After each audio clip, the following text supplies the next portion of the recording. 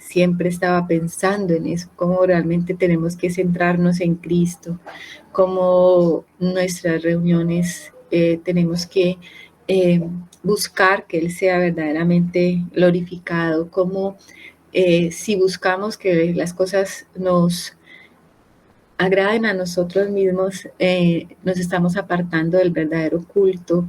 ¿Cómo podemos hacer algo religioso en nuestras reuniones y perder la esencia y perder el foco, el centro y perder la vida? Porque fíjense que ellos estaban haciendo algo que parecía que fuera para Dios. ¿A qué le interesaba a Jeroboam? Complacer al pueblo y no complacer a Dios. Nosotros no podemos comenzar a hacer cosas que complazcan a los hombres en medio de nuestras reuniones. No, entonces vamos a hacer esto para que los hermanos se sientan cómodos. No, vamos a hacer esto para que se queden.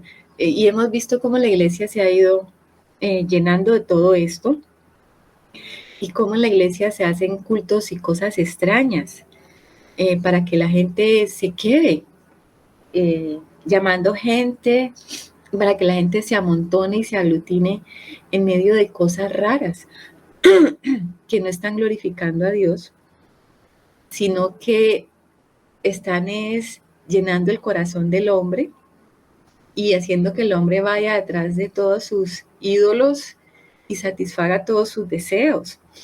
Y eso lo hemos estado viendo y lo hemos juzgado nosotros en otros lados, pero tenemos que guardarnos de eso nosotros como pueblo de Dios, porque el Señor nos ha llamado a reedificar su casa, nos ha llamado a establecer su casa, su culto, a la manera de Él. Y para esto necesita hombres y mujeres conforme a su corazón, que quieran verdaderamente lo que Él quiera, verdaderos adoradores en espíritu y en verdad, y no autocomplacerse, no desear que las cosas se hagan a mi manera, para mi propia satisfacción, sino que todo lo que hagamos lo hagamos para Él y que el que quede satisfecho y complacido sea el Señor. Este altar que Jeroboam construyó, imagínense que lo que hace Jeroboam es ofrecer ahí un incienso. Él estaba ofreciendo incienso. Si él era el rey, no podía ofrecer incienso, pero como él había cambiado todo el sistema religioso, pues él también se creía sacerdote. Él eso no lo podía hacer, por eso es que aparece allí el profeta, justamente cuando él está elevando esa ofrenda. El Señor le manda a este profeta. El profeta viene de Judá. Recuerden que ellos estaban aquí en Israel, en lo que eran las 10 tribus. Judá estaba al sur y Israel estaba entonces al norte. Este profeta viene entonces a decirle y a profetizarle sobre ese altar. Fíjense algo, uno piensa que la palabra de Dios a veces puede tardar, pero cuando este profeta le habla a Jeroboam, dice que de la casa de David nacerá un hijo llamado Josías, y le da el nombre, Josías. O sea, este profeta era un profeta verdadero de Dios. Dice que ese hijo de David, o sea, ese rey de Judá, iba a destruir los lugares altos e iba a quemar huesos de sacerdotes sobre ese altar, huesos de hombres. ¿Cómo le parece? Y eso pasó. Yo quiero que vayamos allá. Eso está en Segunda de Reyes 23, capítulo 23. Vamos a leerlo desde el versículo 13, lo voy a leer. ¿Me recuerdas la cita, Martica, por favor? Segunda de Reyes, capítulo 23, desde el versículo 13. Dice, asimismo,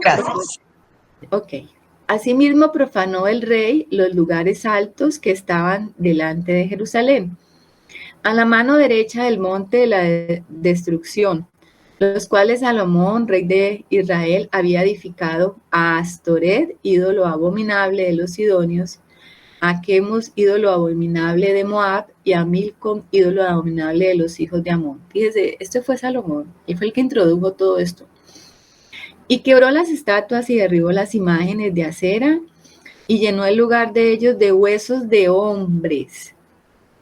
O sea, ¿por qué Josías fue y profanó las tumbas, sacó huesos de hombres y los puso en ese lugar?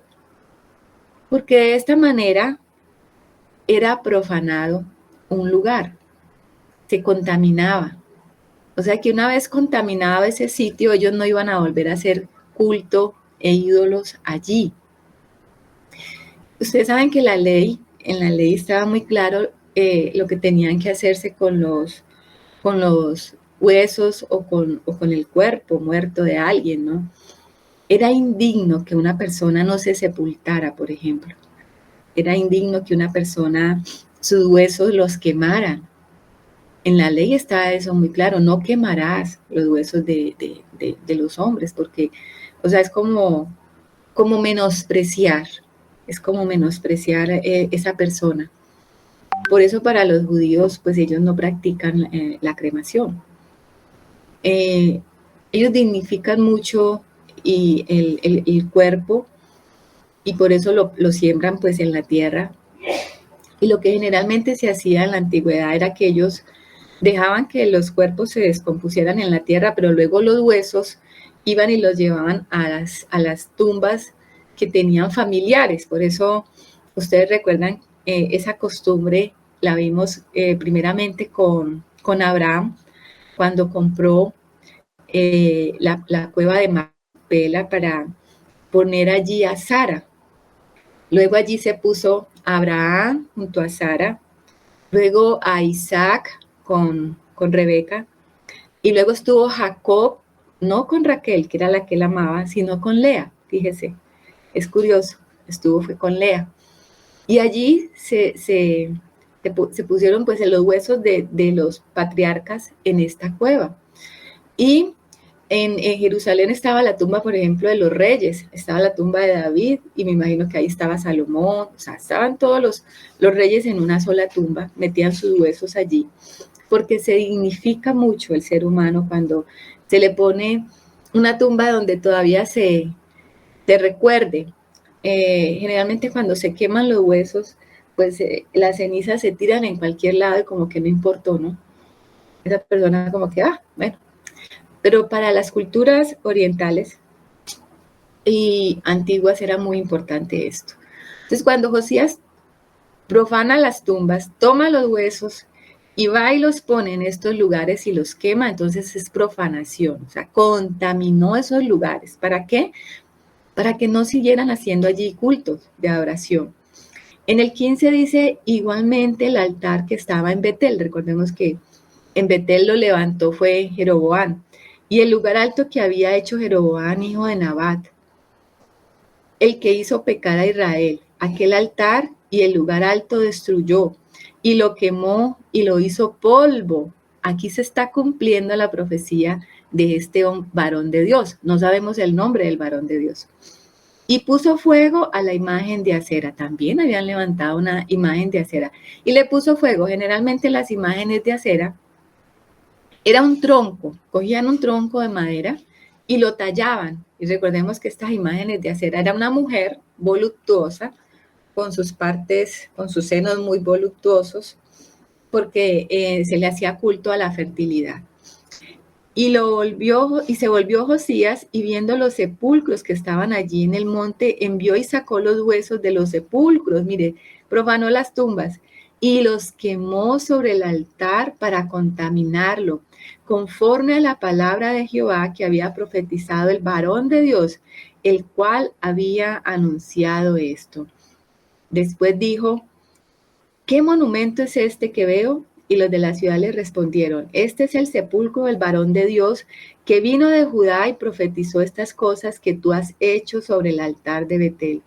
Y él dijo, dejadlo, ninguno mueva sus huesos. Y así fueron preservados sus huesos y los huesos del profeta que había venido de Samaria. ¿Cómo les parece? Aquí está entonces el cumplimiento de esta profecía. Nosotros vamos a llegar a Josías porque vamos a ver todas las reformas que Josías hizo. Josías es un reformador porque cuando él sube a reinar, él descubre el libro de la ley y se da cuenta de que todo está mal. Y él comienza a restablecer el verdadero culto al Señor. Es muy interesante Josías. Entonces, aquí vemos cómo se cumplió 350 años más adelante la palabra del Señor.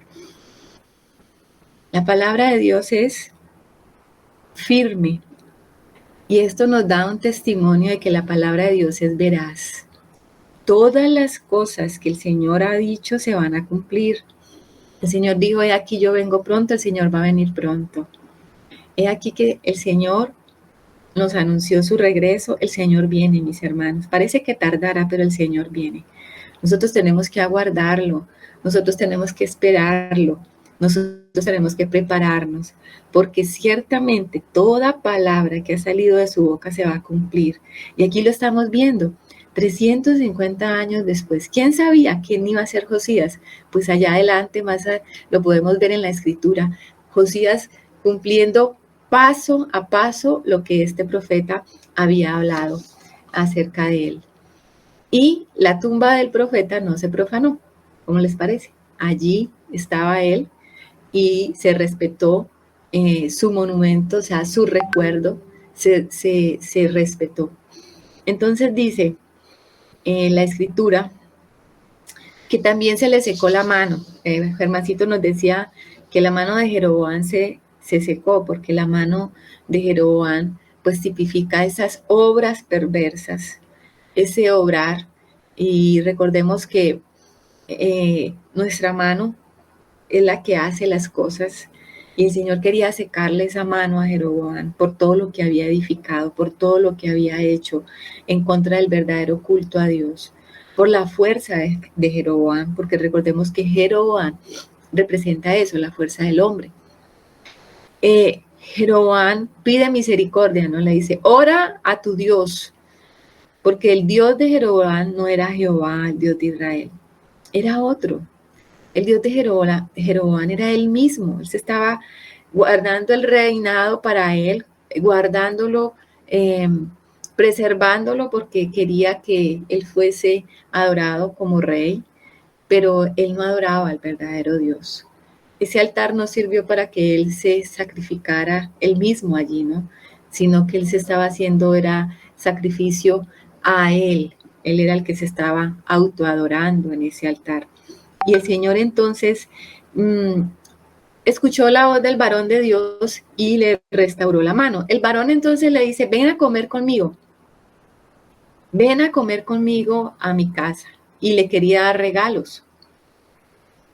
Entonces le dijo el varón de Dios, en el 7 dice, y el rey dijo al varón de Dios, ven conmigo a casa y comerás, y yo te daré un presente.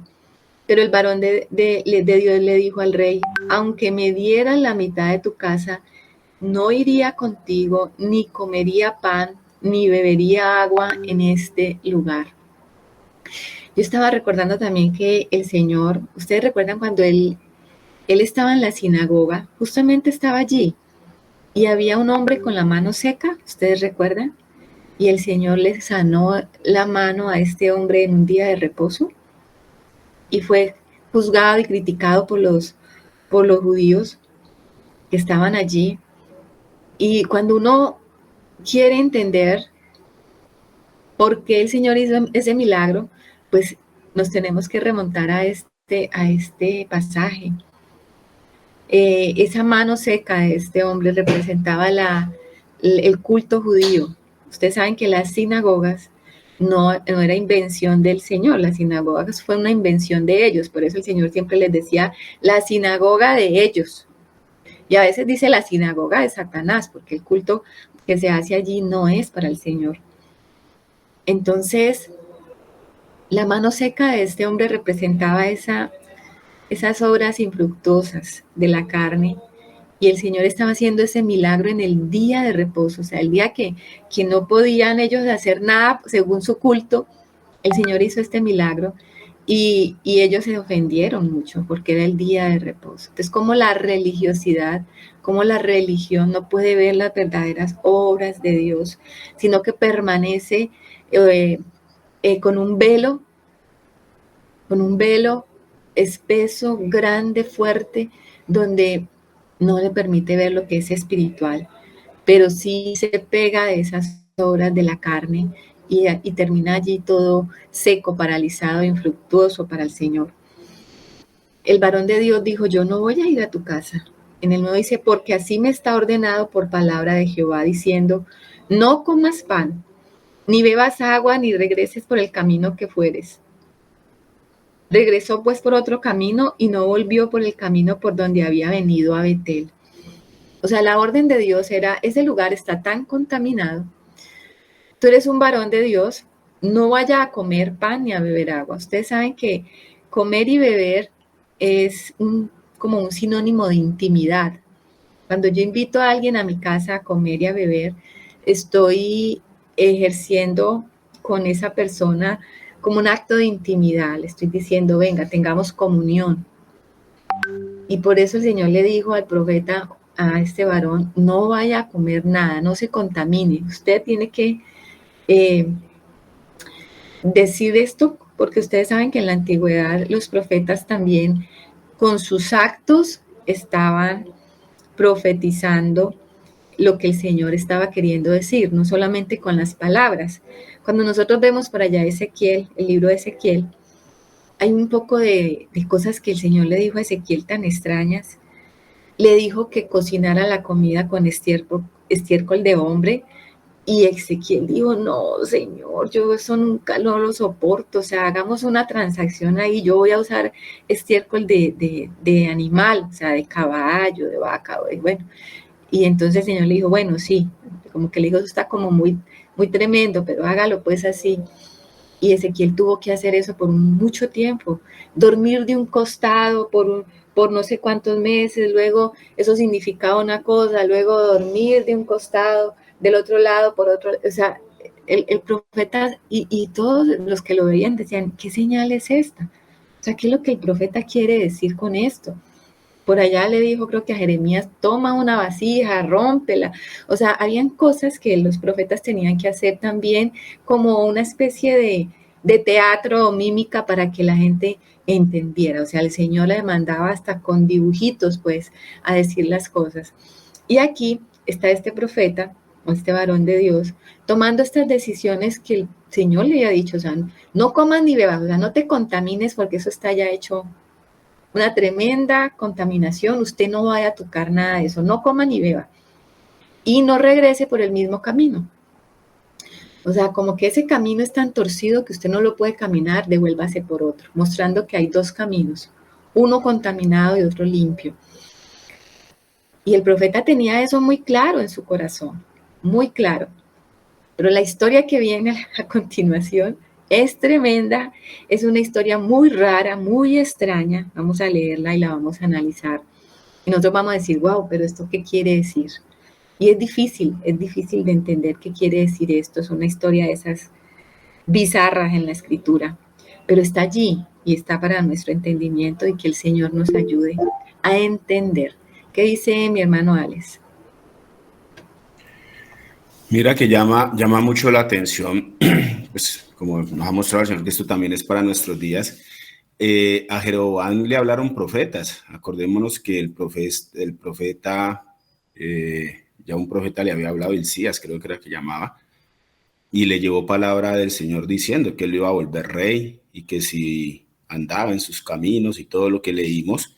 Pero mira que Jeroboam no tenía oído, era sordo, porque aquí él no habló del Dios de él, sino que le dijo fue al profeta tu Dios. O sea que igual que nosotros, a veces no nos, pues como que no tenemos pertenencia de el Dios que nos gobierna y pensamos que es Dios de los hermanos o Dios de afuera porque con nosotros no tiene nada que ver. Aquí le vuelve y le habla un varón de Dios, ya le había hablado un profeta y él o sea, no era capaz de orar él por él mismo. Entonces complicado porque son mensajes para nuestros días. Así es, mi hermano, así es. A Jeroboam le había hablado Ahías se llama el profeta, y ahora este varón de Dios que no tenemos nombre, pero era un profeta de Dios. Es un anónimo en la escritura. Y esta historia es muy extraña, gracias Alecito. Esta historia es extraña, vamos a leerla. Aquí está nuestra hermana Anita, buenos días, te saludamos. Buenos días, hermanos. Bueno, entonces si nos colaboras, Anita, con la lectura, vamos a irnos de largo hasta el final, desde el 11 hasta el 34. Perdóname, ¿me recuerdas el capítulo? El 13, Anita, Primera de Reyes 13. Sí. He aquí que un varón de Dios por palabra de Jehová vino de Judá a Betel. Y estando Jeroboam junto al altar para quemar incienso, aquel clamó contra el altar. Anita, perdón, Anita. Ya esa parte la acabamos de ver, ¿cierto? Entonces vamos a seguir leyendo del 11 en adelante. Perdón.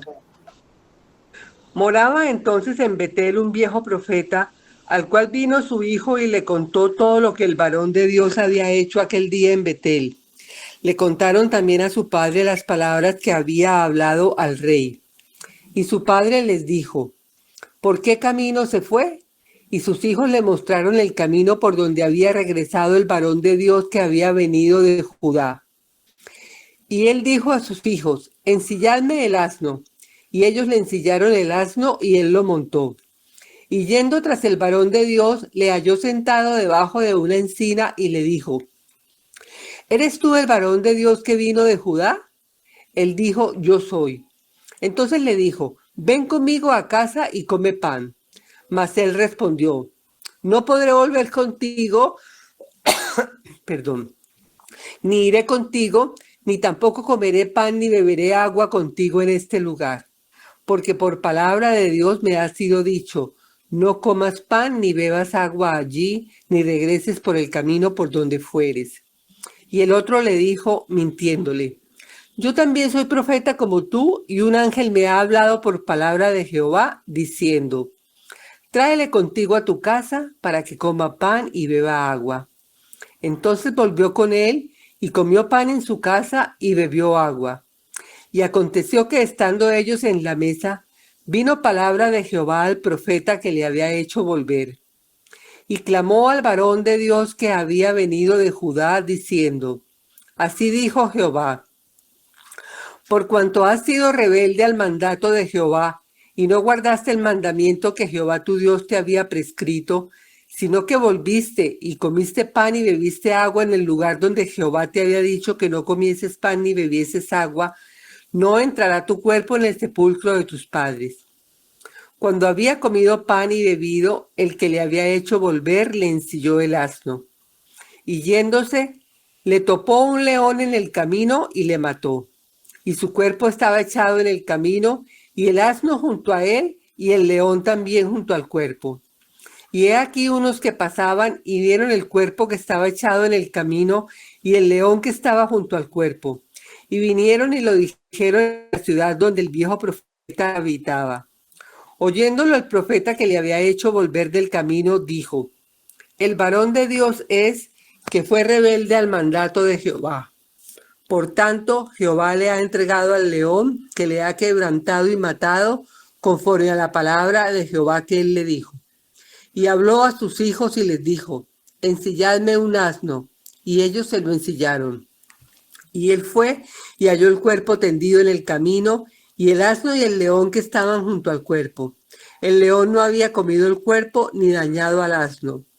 Entonces tomó el profeta el cuerpo del varón de Dios y lo puso sobre el asno y se lo llevó. Y el profeta viejo vino a la ciudad para endecharle y enterrarle. Y puso el cuerpo en su sepulcro. Y le endecharon diciendo: ¡ay, hermano mío! Y después que le hubieron enterrado, habló a sus hijos diciendo: cuando yo muera, enterradme en el sepulcro en que está sepultado el varón de Dios. Poned mis huesos junto a los suyos. Porque sin duda vendrá lo que él dijo a voces por palabra de Jehová contra el altar que está en Betel y contra todas las casas de los lugares altos que están en las ciudades de Samaria. Con todo esto, no se apartó Jeroboam de su mal camino, sino que volvió a ser sacerdote de los lugares altos de entre el pueblo, y a quien quería lo consagraba para que fuese de los sacerdotes de los lugares altos. Y esto fue causa de pecado a la casa de Jeroboam, por lo cual fue cortada y raída de sobre la faz de la tierra. Amén. Amén. Qué historia, ¿cierto? Tan extraña. Qué historia. Y uno se pregunta, bueno, si había un profeta en Betel, y era un profeta viejo, o sea, experimentado, uno dice, bueno, ¿por qué el Señor no usó el profeta de Betel para ir a Jeroboam cuando estaba allí haciendo ese sacrificio, pues levantando ese incienso, quemando ese incienso en ese altar? ¿Y por qué el Señor entonces tuvo que enviar uno de Judá? ¿Y por qué este profeta viejo estaba como inactivo? ¿Por qué no usó al profeta viejo? Sino que trajo un profeta de Judá. Y uno dice, bueno, esa es la primera pregunta, ¿cierto? Esa es la primera pregunta que uno puede hacerse. ¿Qué estaba pasando con el sacerdocio de Israel? O sea, de los que estaban al lado de Israel en el norte. Eran viejos, o sea, experimentados. Tampoco dice el nombre de este profeta, o sea, sí habían profetas, pero no estaba ejerciendo su ministerio.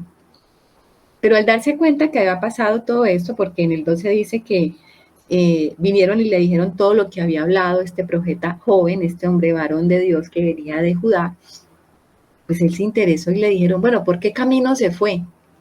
Y fue y le dijo, ensíllame en el asno, y se fue a buscar al profeta. Y lo curioso es que se encuentra con el varón de Dios y lo invita otra vez a regresar pues a su casa y le dice, ven y come pan. Y uno puede pensar de esto, bueno, ¿qué era lo que estaba buscando este profeta? Estaba buscando probar al varón de Dios si era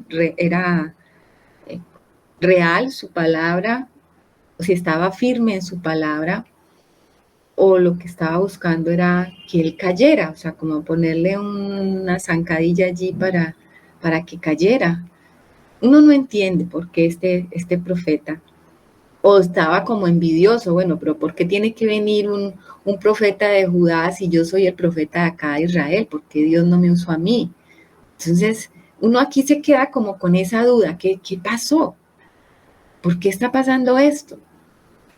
Y este profeta le coloca entonces la cascarita al varón de Dios. En el 16 dice, mas él respondió, no podré volver contigo, ni iré contigo, ni tampoco comeré pan, ni beberé agua contigo en este lugar. O sea, era tan firme lo que el profeta, el varón de Dios, tenía en su corazón, que era la orden de Dios. Él tenía firme, o sea, lo que no tenía que hacer.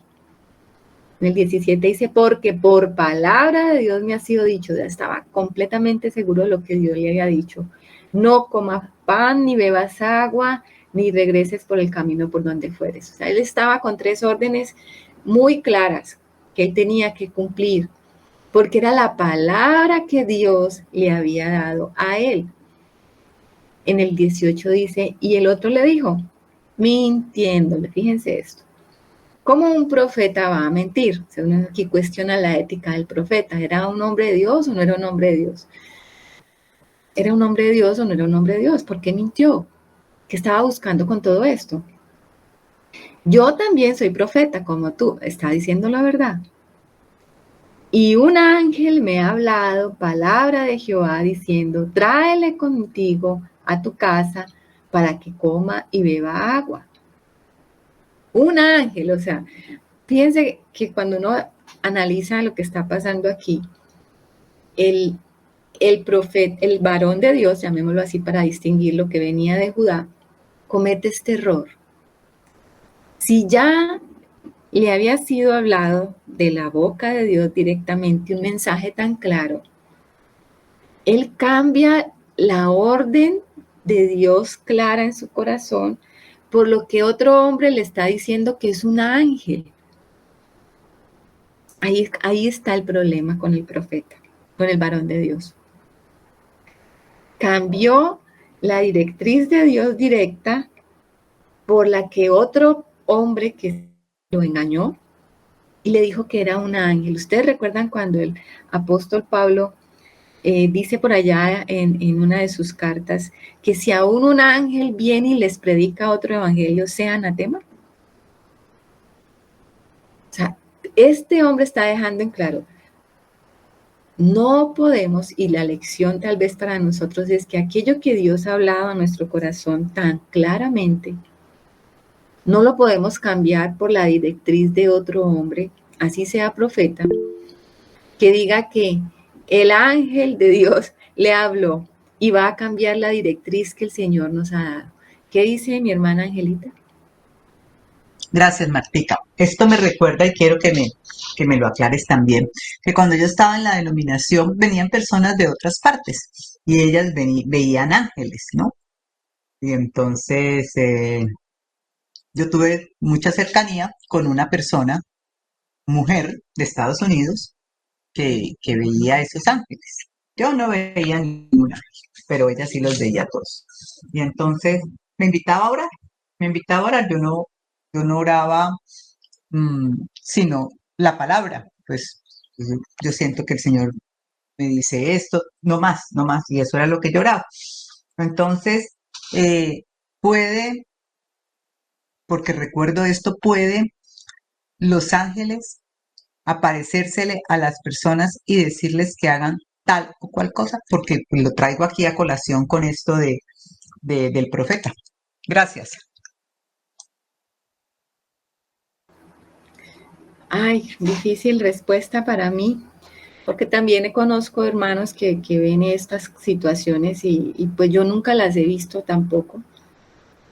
Nuestra relación espiritual con el Señor es sin figuras, sin ver este tipo de manifestaciones. Respetable, pero de todas maneras como que lo que queda aquí centrado es que en aquella comunión íntima con el Señor y las cosas que Él nos va aclarando, siempre pues con respecto también a su palabra y que son firmes en nuestro corazón y que tenemos que creer en lo que Él ha hablado a nuestro corazón, pues yo pienso que es que otra persona venga y nos diga como que eso no es así, venga, haga conmigo esto y cambie la directriz que Dios le dio, pues ahí es donde hay que tener cuidado. Esta parte no sé, Angelita, yo conozco y sé hermanos cercanos que también tienen este tipo de visiones. Yo no podría juzgar y decir que no, pero sí es extraño para mí es extraño, no sé si los hermanos tienen esas visiones de ángeles, arcángeles. O sea, yo eso lo veo en la escritura, no lo veo mucho en la iglesia porque tampoco lo hemos visto mucho de esas apariciones o ese tipo de situaciones. Creo que no son muy frecuentes. Entonces no sabría yo si pueden ser también cuestiones engañosas. Puede ser. Lo que sí Pero aquí sabemos, sí era engañoso, ¿no? De lo aquí es que, de lo que no hay duda. exacto. Sin duda aquí lo que estaba buscando el profeta era engañar al varón de Dios y mirar como qué tan firme estaba él con lo que Dios le había dicho. ¿Qué tan firme estará con lo que yo le... O sea, como probando si ese varón era íntegro y hasta dónde iba a soportar la tentación, ¿no? ¿Qué dice la hermana Hilda?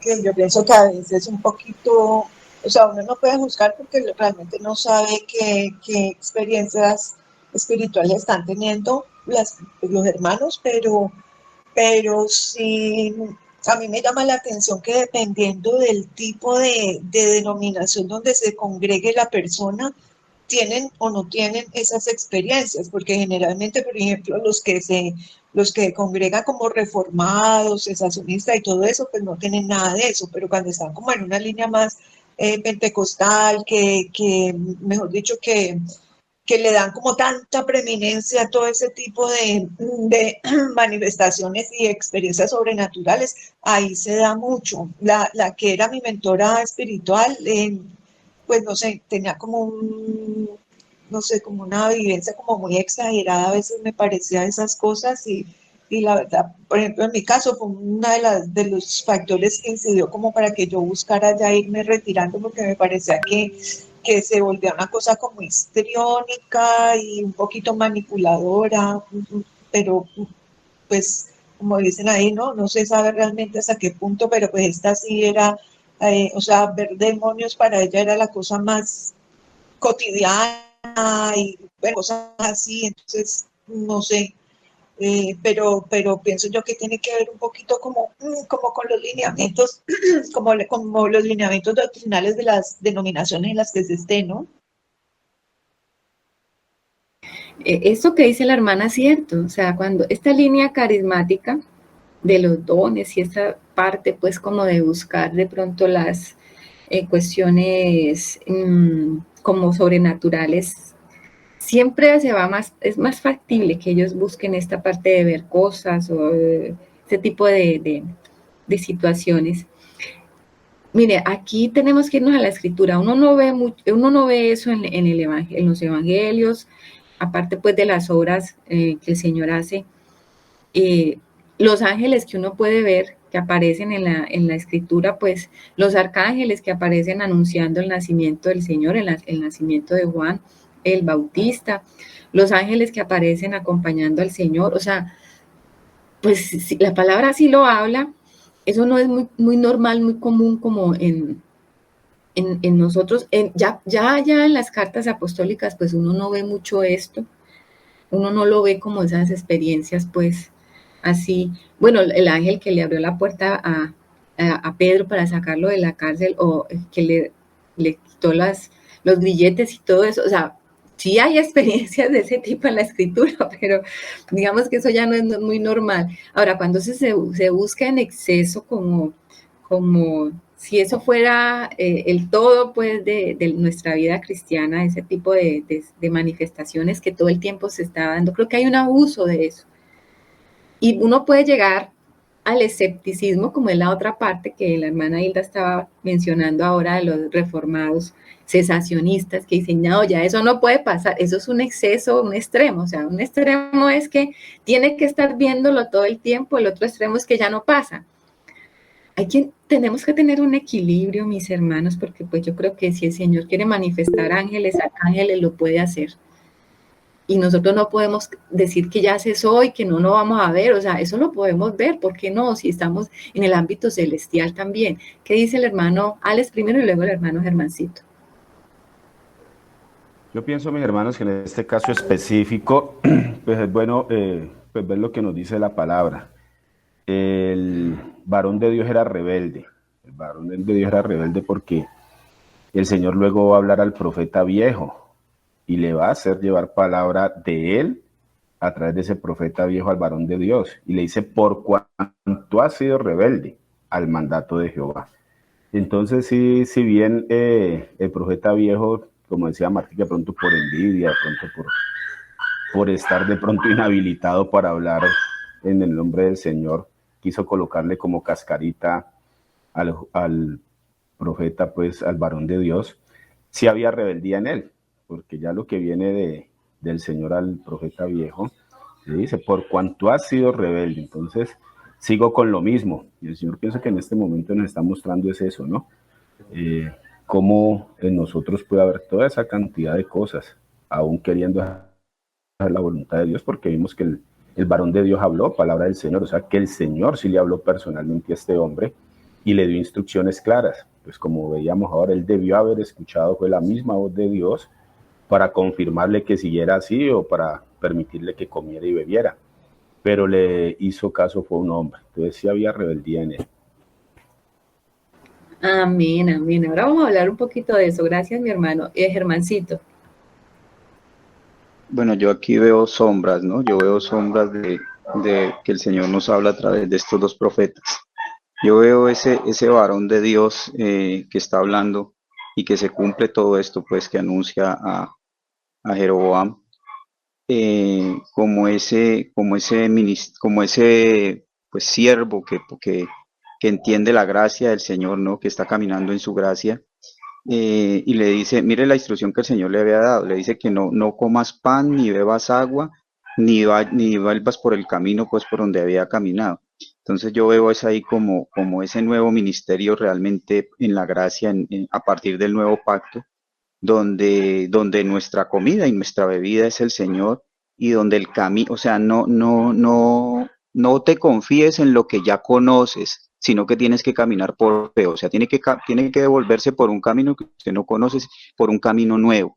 Entonces nosotros sabemos que todas estas cosas son representación del nuevo pacto, ¿no? Con el Señor, que es comida, que es bebida, que Él es nuestro camino y que solamente por fe nosotros podemos tomar ese nuevo pacto. Y yo veo a este viejo profeta como la ley, como ese antiguo pacto que nos miente y nos quiere sacar de una condición donde el Señor es nuestro sustento, donde el Señor es nuestra vida, donde el Señor es suficiente para nosotros y nos quiere hacer creer que de acuerdo a nosotros, a nuestro esfuerzo, que depende de nosotros mismos, nuestra propia vida y nuestro propio sustento. Entonces me parece que ahí hay algo como importante en eso, ¿no? Como esa sombra de lo que el Señor nos está mostrando.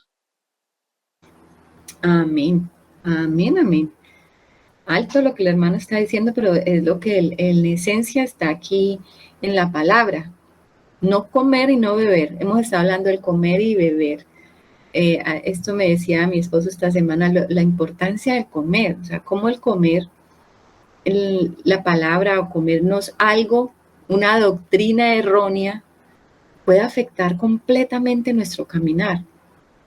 Porque cuando nosotros nos comemos algo es porque lo estamos creyendo.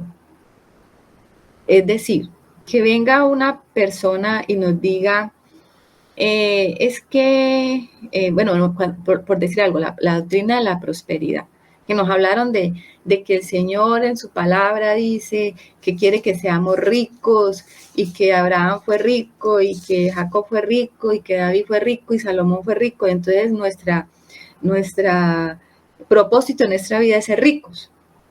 Usted escuchó eso y usted se comió eso. Cuando usted se lo comió es porque lo creyó.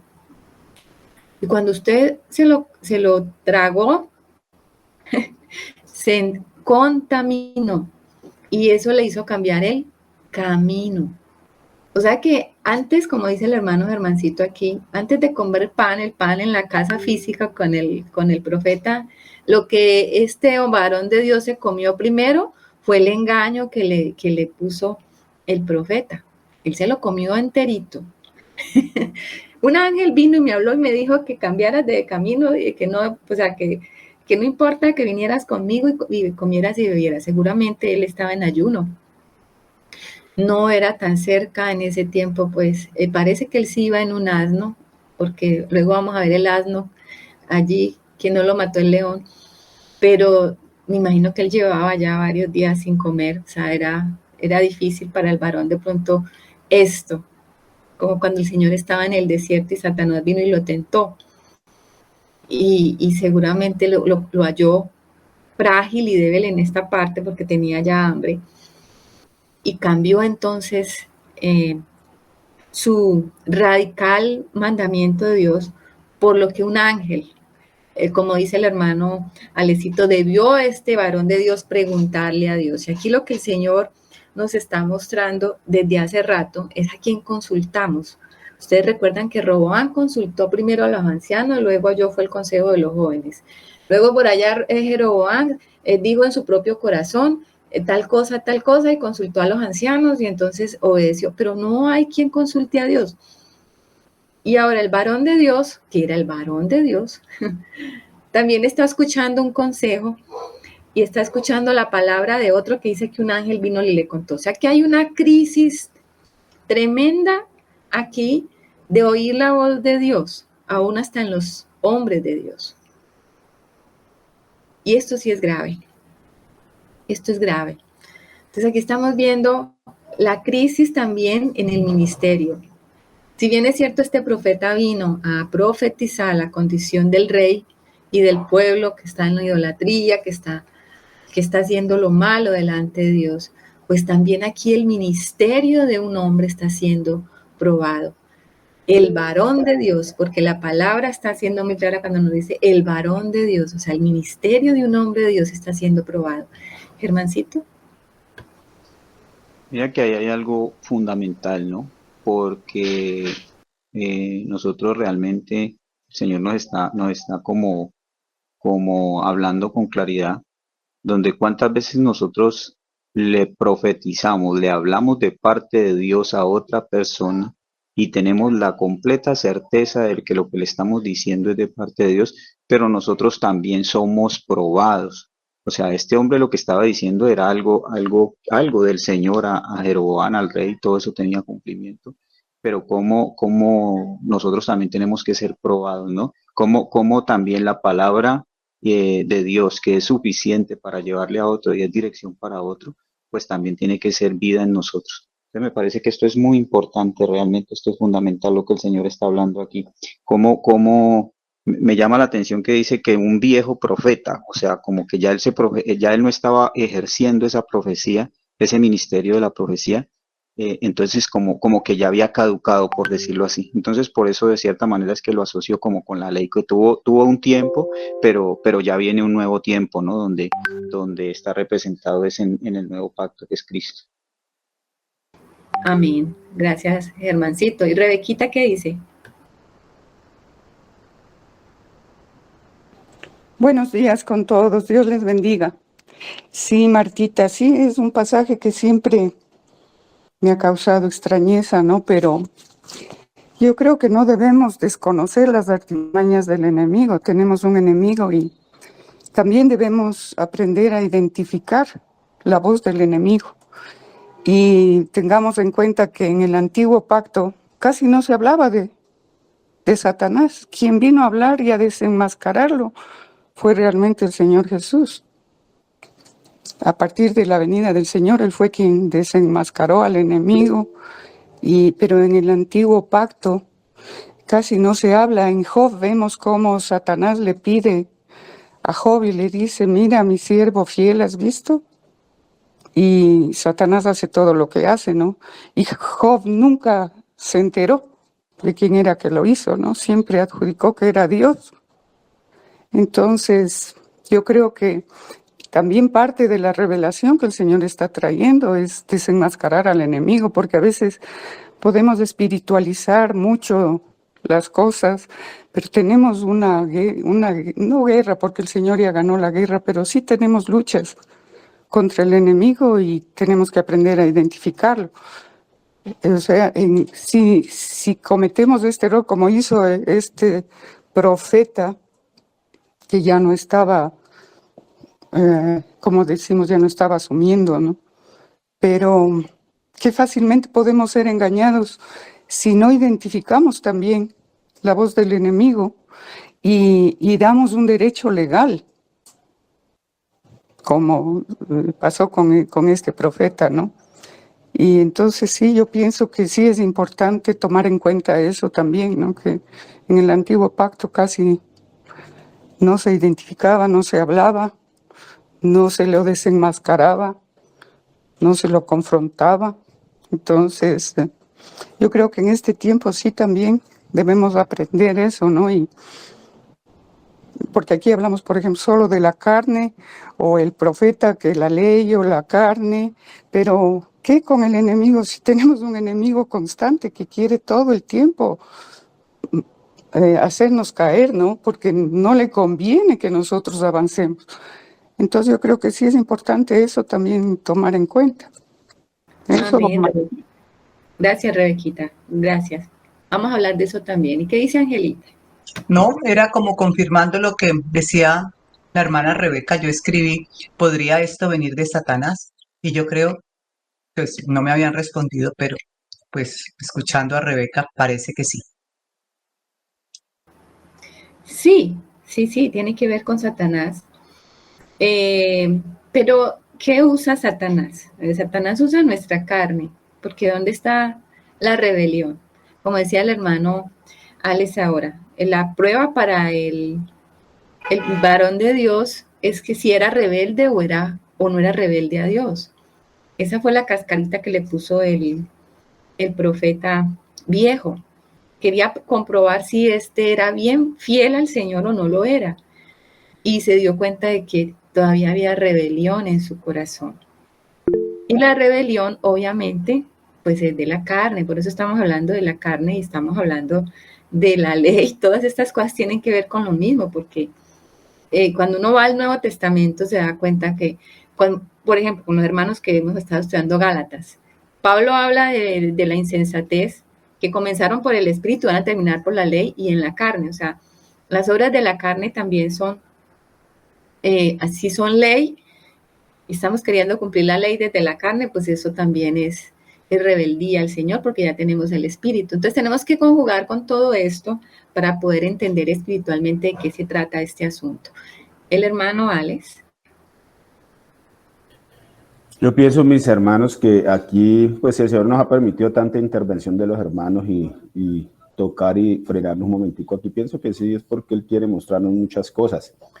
Por supuesto que no seré yo defensor de Satanás, pero sí en la mayoría de las ocasiones obviamos que la mayoría de problemas que presentamos de desobediencia los queremos achacar afuera y no nos damos cuenta que el problema lo tenemos dentro. Yo considero aquí que el problema no fue el profeta viejo que quiso engañar al varón, sino lo que había en el varón de Dios, porque él ya había recibido claramente la instrucción del Señor. Y también Marta lo dijo, pues sí, venía de pronto de un ayuno largo y él quería escuchar algo que viniera de Dios, viniera de cualquier lado que le levantara ese ayuno y poder comer. Entonces pudo más lo que había dentro de él, que se contrapone a lo que el Señor dice, y simplemente oyó. Pudo haber sido del profeta viejo de otra persona, él estaba a punto de romper ese ayuno y poder saciar su necesidad. Entonces yo veo que así somos nosotros. O sea, estamos viendo siempre afuera el engaño y las cosas, pero no somos conscientes que es dentro de nosotros de lo que se está formando, donde está como el antídoto para poder contrarrestar lo que está sucediendo afuera. Entonces nos dejamos controlar por lo que está afuera y no estamos afianzando lo que realmente el Señor quiere poner, porque si estamos en este mundo sabemos lo que el mundo va a querer brillar más de lo que el Señor está haciendo en nosotros. Entonces pienso que sí hay cositas que el Señor quiere que aprendamos hoy de eso. Sí, yo creo que lo clave aquí es que aunque tengamos un ministerio, como decía ahorita Germancito, y ese ministerio nos permite llevar la palabra limpia, pues nos consideremos a nosotros mismos nuestra fidelidad y que no haya rebeldía aún en nuestro corazón, porque también vamos a ser probados. O sea, tanto el que está siendo señalado, recordémonos de ese dicho que siempre nos dicen, que el profeta apunta con un dedo al frente, pero tiene 4 apuntando hacia él. O sea, cuando nosotros juzgamos algo, señalamos algo, pues también cae juicio sobre nosotros, vamos a ser probados. Aquí lo que estamos viendo es cómo este profeta también vino a ser probado. Él, que vino con un juicio tan severo sobre Jeroboam y sobre Israel, porque él estaba juzgando al rey, lo que estaba haciendo el rey, y el rey estaba sobre 10 tribus, o sea, estaba juzgando todo el pueblo de Israel. Entonces, ¿qué pasa? Con ese juicio tan severo, pues también lo iban a pesar a él, lo iban a juzgar a él. Entonces, si nosotros somos los que estamos predicando la palabra limpia, si nosotros somos los que estamos diciendo cómo se hace la cosa, pues tengamos cuidado, porque también nosotros vamos a ser juzgados y vamos a ser pesados. Y que el Señor nos ayude, que el Señor nos ayude y nos halle fiel, porque aquí el pobre varón de Dios no pasó la prueba. ¿Qué dice Rebequita? Sí, Martita, y yo, o sea, viendo lo que estamos pasando en este tiempo, ¿no? Yo creo que estamos en el tiempo del gran engaño. Hay engaño por todo lado. Entonces, ¿cómo discernir eso? Porque la palabra incluso dice, ¿no?, que se levantarán muchos engañadores y engañarán a muchos y de ser posible aún a los escogidos. Entonces, hoy es el tiempo en que tenemos que estar tan atentos y discerniendo todo, porque estamos viviendo el tiempo del gran engaño. Sabemos que estamos en los tiempos postreros y como dice la palabra, Satanás está como león rugiente buscando a quien devorar. Entonces, ¿cómo debemos estar atentos? Porque sí estamos viviendo un gran engaño en las redes, en la política, en lo social, en el arte. Estamos invadidos porque estamos bajo un sistema de error, de engaño, que ha permeado toda la sociedad y nuestro mover en la sociedad en todas las áreas, en todos los ámbitos. Entonces, sí creo que como hijos de Dios en este tiempo estamos siendo llamados a estar atentos y velando, como dice la palabra, ¿no? Y discerniendo, porque sí es bastante el engaño que se está dando en este tiempo. Eso, Martita. Eso es mi hermana. Y justamente lo vamos a ver ahora con el león. ¿Por qué sale un león a matar el varón de Dios? Porque Satanás sí anda por ahí mirando a quién devorar. Alecito.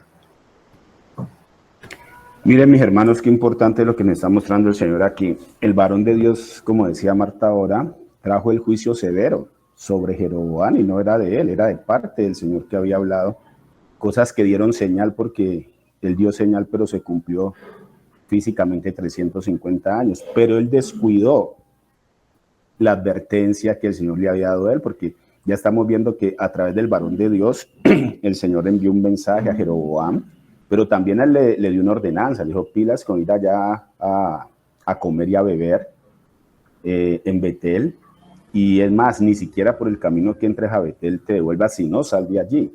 O sea que él llevaba el mensaje para Jeroboam, pero también tenía una orden del Señor. Entonces sí fue muy severo en dar el juicio al rey, pero descuidó el juicio que podía caer sobre él, si eso decía el Señor. Entonces, pienso que cualquier parecido con nuestra realidad es como coincidencia, ¿no? Porque casi siempre que somos así, ¿no? Para cumplir los juicios o emitir los juicios a los hermanos, a los demás, y descuidamos lo que el Señor nos está hablando para que cuidemos nosotros. Así es. Si el Señor nos está hablando claro y nos está diciendo cómo es la cosa, ya, ¿cómo es la cosa? Pues la venimos viendo desde David. El verdadero culto está centrado en esa comunión con Dios, un corazón para Dios, las cosas hechas a la manera que Dios las ha establecido. Ya lo vimos con Salomón, cómo el Señor se agradó cuando Salomón dedicó el templo y la presencia de Dios llenó el templo y ni siquiera los sacerdotes podían entrar porque el Señor estaba agradado.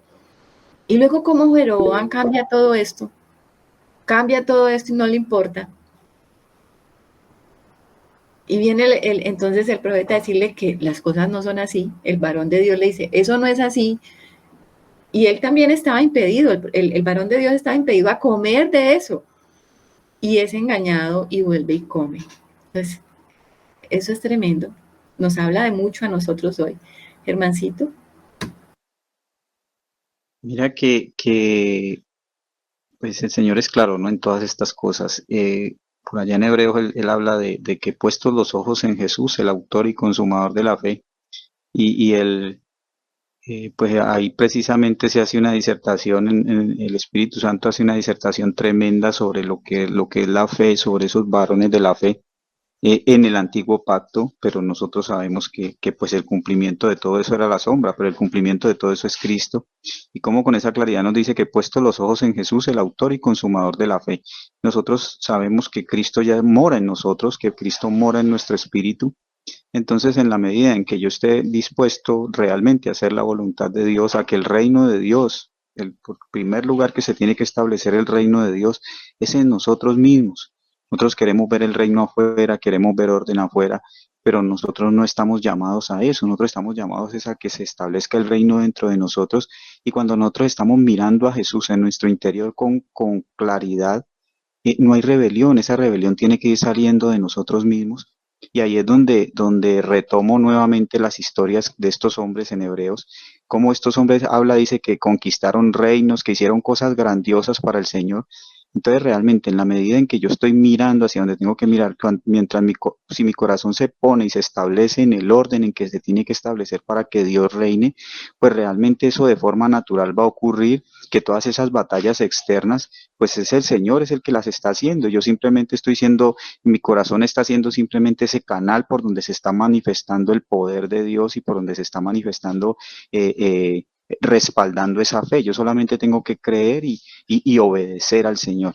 Pero es importante entender eso, ¿no? Cómo el Señor nos llama. Me parece muy importante lo que decía el hermano ahora, cómo nos llama realmente a que esa rebelión salga de nosotros y a que nosotros entendamos que muchas cosas de afuera pues tienen que ser el resultado de lo que nosotros estamos viviendo acá adentro.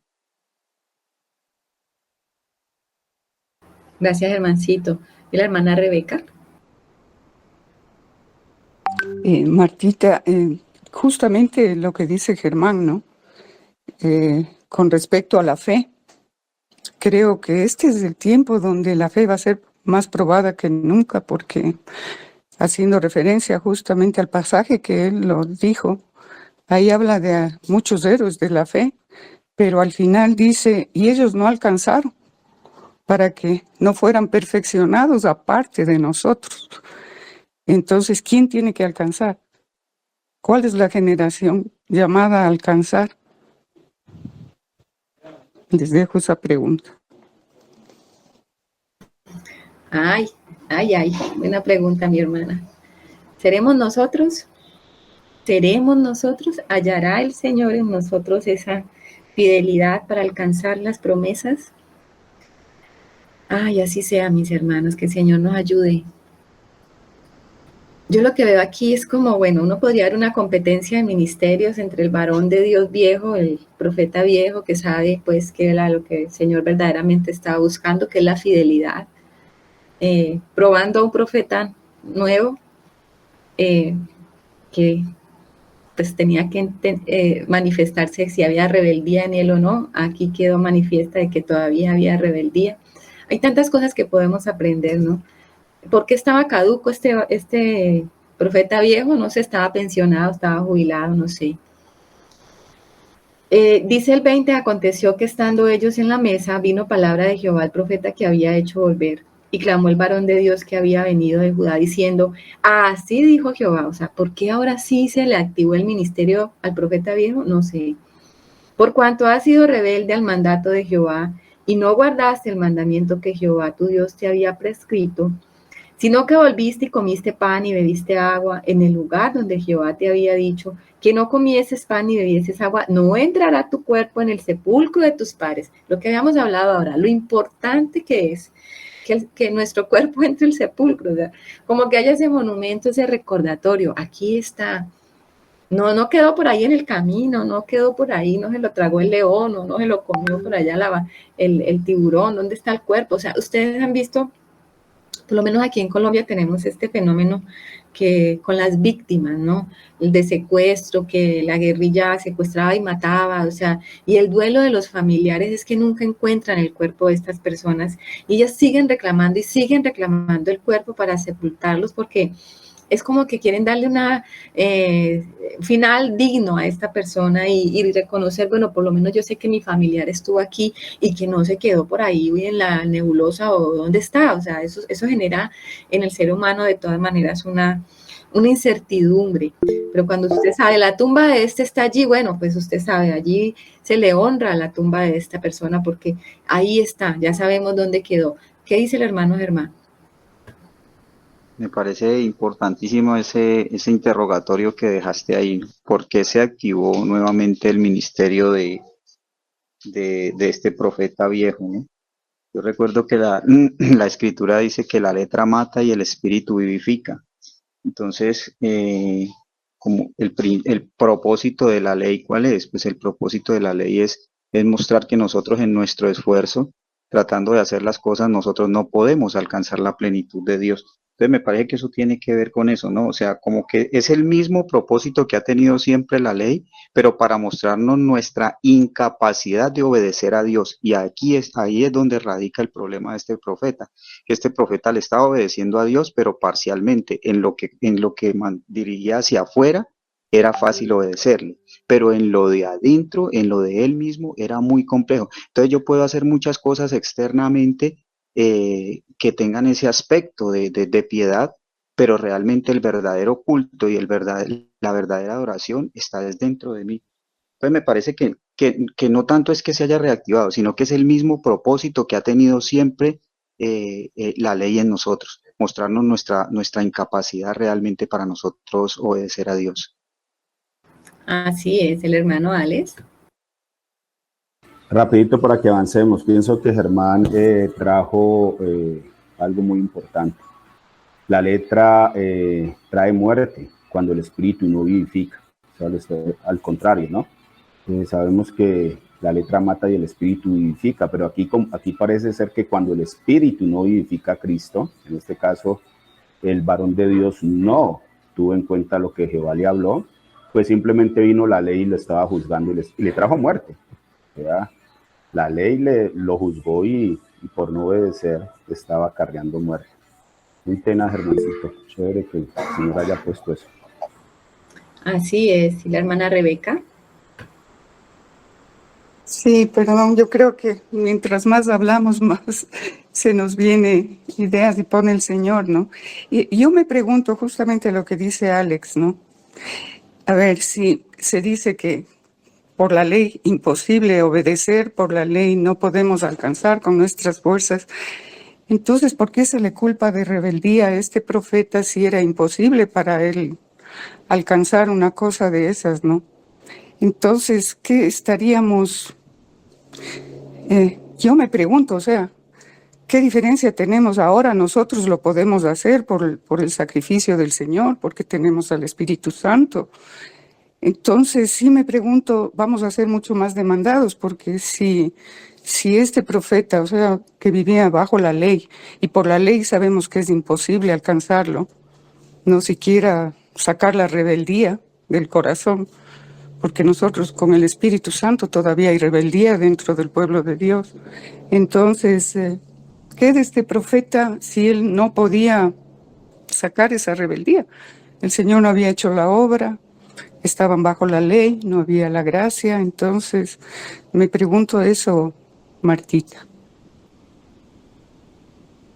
Bueno, la diferencia entre el profeta y el varón de Dios es que pues sí tenían el espíritu. Aquí sí tenemos que hacer esa aclaración, porque el espíritu sí venía sobre estos hombres, no venía sobre todo el pueblo, sino que sí escogía ciertos varones para habitar el espíritu y ellos sí estaban siendo guiados por el espíritu. Entonces aquí se nos presenta esa dicotomía entre la carne y el espíritu, porque ellos sí tenían el espíritu. Entonces, lo que podemos ver aquí es simplemente la prueba al varón de Dios en que tomó una decisión basada sí en la carne, porque fue algo externo, vino algo externo y lo movió. Ahí podemos decir que ahí podemos representar que es algo de la carne, sea Satanás, como lo hemos dicho, que la tentación, o sea que se le tocó la parte de su necesidad y él entonces cayó, porque no dependió del Espíritu. Él no dependió del Espíritu, que era haberle preguntado a Dios, haberle dicho, vea, profeta viejo, espéreme un momentito, yo le voy a preguntar al Señor, porque el Espíritu vino a mí y me habló esto. Entonces yo le voy a preguntar al Señor y haberse quedado allí el tiempo necesario hasta escuchar nuevamente lo que el Señor le iba a decir. Y si no escuchaba nada, entonces decirle, mire, qué pena, no me respondió el Señor, me tengo que ir y dejar al profeta viejo. Digamos que eso sería lo que uno puede pensar, ¿cierto? Pero aquí él no dependió de Dios, dependió de la cosa externa. ¿Qué dice el hermano Germancito? Bueno, yo creo que acabaste de decir algo muy importante. Ambos tienen el espíritu y nosotros sabemos que la ley tiene una demanda espiritual. No se trata de desechar la ley y de quitarla por completo y decir, no, la ley tenía un propósito. Pero si la ley tenía un propósito y la ley tiene en cierto sentido el espíritu, nosotros tenemos que entender que la ley tiene un cumplimiento espiritual y que solamente se puede hacer, se puede alcanzar es mediante la gracia, que es Jesucristo. Entonces, ¿qué veo yo aquí? Que el Señor me ayude a tratar de entenderlo y de explicarlo a los hermanos. Yo veo como el sentido espiritual de la ley, que la ley debe provocar en nosotros es arrepentimiento, ¿no? ¿Cómo es entender, comprender yo mi total incapacidad de cumplir la ley y de agradar a Dios y cómo realmente eso me tiene que no está en mí, que no está en mí el agradar a Dios y el ser aceptado por Dios, y entonces ahí es donde el Señor llega y me presenta a Cristo. Entonces me parece que eso tiene un cumplimiento cronológico dentro de la misma escritura, que es con Juan el Bautista, con los profetas, primeramente con Juan el Bautista, y luego cuando tiene que ser quitado Juan el Bautista para que se establezca realmente el ministerio del Señor Jesucristo. Entonces sí tiene, así como tú decías, Martica, que ambos tenían el espíritu, pero tenían un propósito, eran con el propósito de llevarnos a entender que necesitamos un Salvador, que necesitamos a Dios en nosotros. Entonces, no estamos desechando la ley, sino que es entender eso, es entender cuál es el sentido a lo que la ley nos quiere llevar, no a dejarnos en nosotros mismos, no a esclavizarnos, a que nosotros permanezcamos en ella, sino por el contrario, a revelarnos al Señor y a revelarnos nuestra necesidad de Él. Por allá en Gálatas, que hemos estado estudiando tanto eso, en Gálatas 2:20 habla de esa plenitud de Cristo y dice que si la ley fuera suficiente, entonces en vano murió Cristo. Entonces todas estas cosas aquí nos tienen que llevar a arrepentimiento, pero también a valorar realmente ese sacrificio del Señor y esa nueva vida que ha sido implantada en nosotros. Amén. Bueno, por tiempo, ya se nos acaba el tiempo. Como conclusión, después terminaremos en 8 días de pronto este pasaje.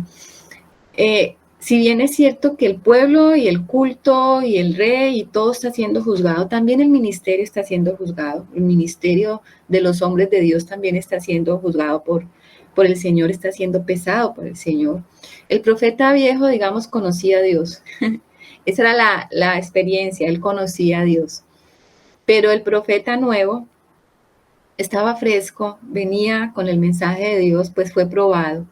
Entonces aquí lo que estamos viendo es eso, como también el ministerio profético va a ser probado.